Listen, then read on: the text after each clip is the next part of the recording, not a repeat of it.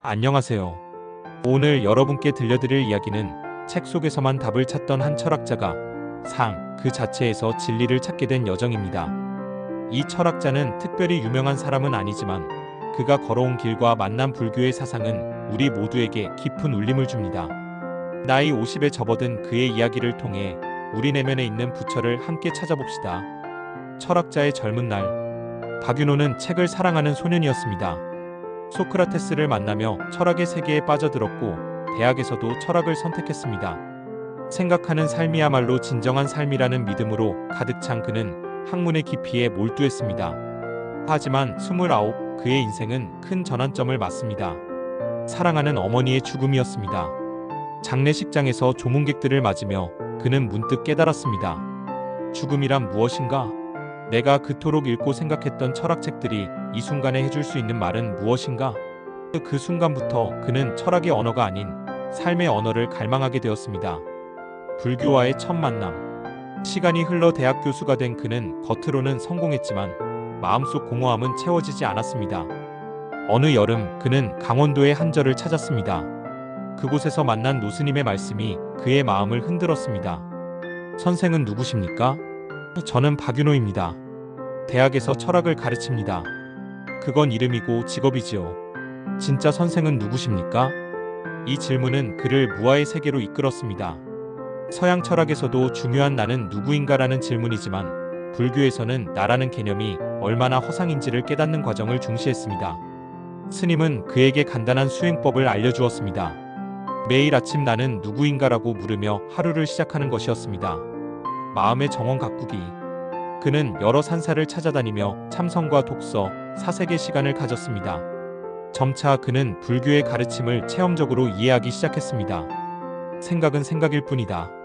나는 생각이 아니다. 처음엔 추상적이었던 이 말이 참선을 통해 몸으로 다가왔습니다.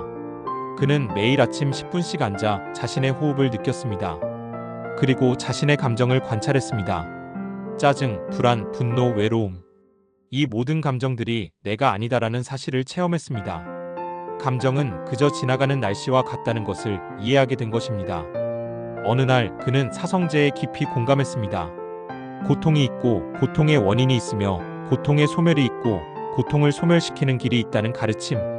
그는 자신의 고통이 집착에서 비롯됨을 깨달았습니다. 지식에 대한 집착, 명성에 대한 집착, 옳아야 한다는 생각에 대한 집착까지. 일상 속의 불교.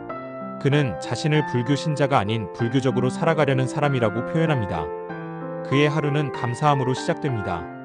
아침에 눈을 뜨면 두 손을 모아 오늘 하루도 살게 해주셔서 감사합니다라고 마음속으로 웃습니다.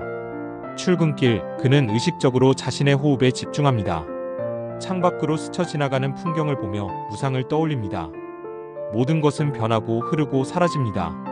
그 무상함 속에서 그는 오히려 평온함을 느낍니다. 점심 식사 때는 오감법을 실천합니다.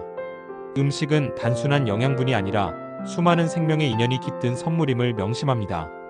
직장에서 갈등이 생길 때면 사무량심자, 비희, 사을 떠올리며 마음을 다스립니다.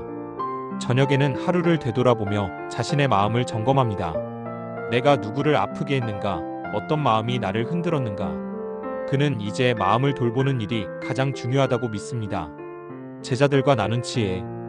교단에서 은퇴를 앞두고 그는 제자들에게 삶의 태도에 대해 이야기했습니다. 철학은 질문을 던지는 학문입니다. 하지만 인생은 그 질문을 살아내는 여정입니다. 제자가 물었습니다. 선생님, 불교에서 말하는 공이란 무엇인가요? 그는 답했습니다. 공이란 없음이 아니라 있음의 본질입니다. 모든 것은 서로 연결되어 있고 홀로 존재하는 것은 없습니다. 이 책상은 나무가 되고 나무는 흙과 물과 햇빛이 되며 그것들은 우주의 일부가 됩니다. 나도 부모님의 DNA, 먹은 음식, 만난 사람들, 읽은 책, 경험의 총합입니다. 이것이 바로 공입니다. 그는 제자들에게 육바라밀을 가르쳤습니다.